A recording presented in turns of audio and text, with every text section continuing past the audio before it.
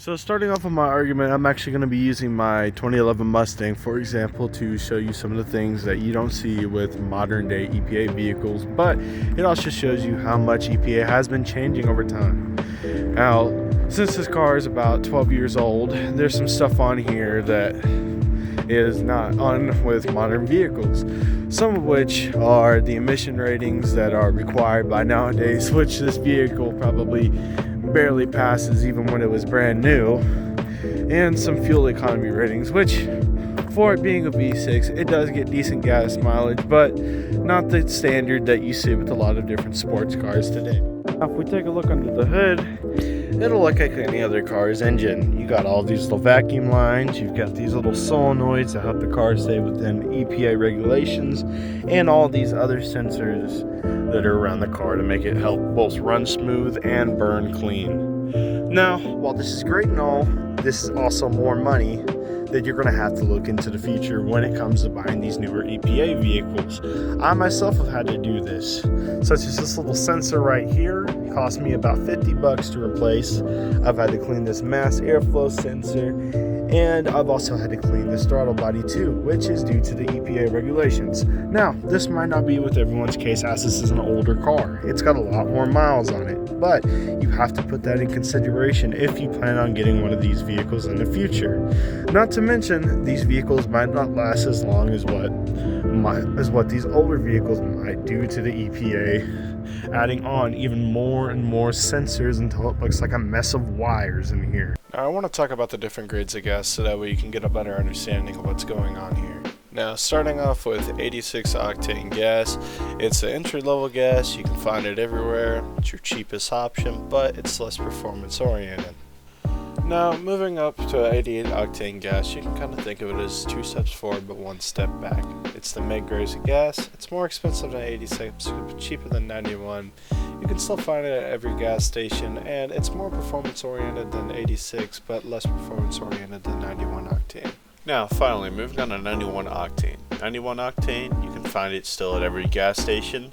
It's the most performance oriented, but it is the most expensive option to go with. So keep that in mind whenever you're at the gas pump or whenever you're considering to buy a certain vehicle nowadays. Now, some of the pros and cons that I want to talk about with electric chargers is the fact that charging speeds can vary depending on which charger you go to.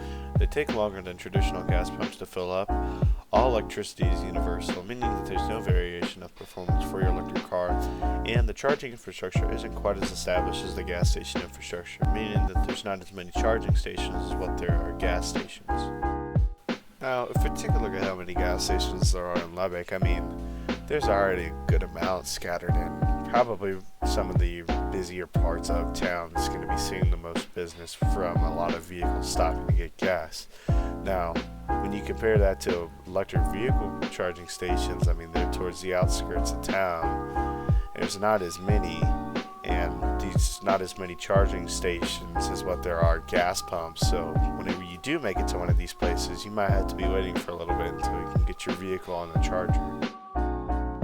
Now, after being presented with all that information, I'm sure you're wondering how this even relates with the EPA.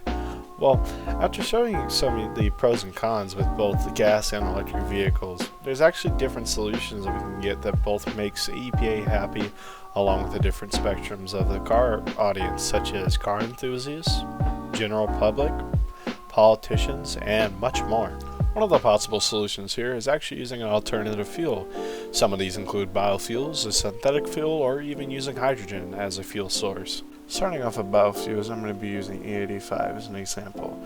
E85 has more performance gains than what 91 octane does, it's cheaper per gallon than what 86 is, and it burns cleaner than all the other gases. But some of the disadvantages that comes with it is that it's not readily available like all the other gases are across the country. You have to have a certain vehicle in order to be able to run this, and it's not as fuel efficient as all the other gases I listed earlier. Up next is synthetic fuels. Synthetic fuels actually has more performance gains than what E85 does.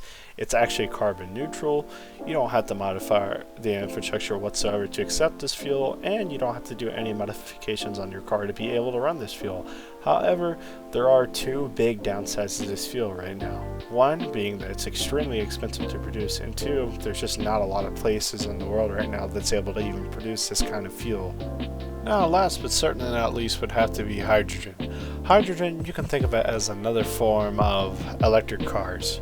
But the whole pros with them is that they actually charge up a lot faster, their only byproducts are water, and they're a lot cleaner for the environment.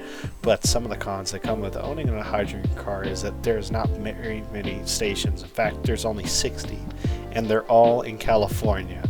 It's extremely expensive to produce right now. There are ways being looked into to produce hydrogen cheaper, and the fact that there's just not many plants in the US at all to even give those hydrogen stations their refills.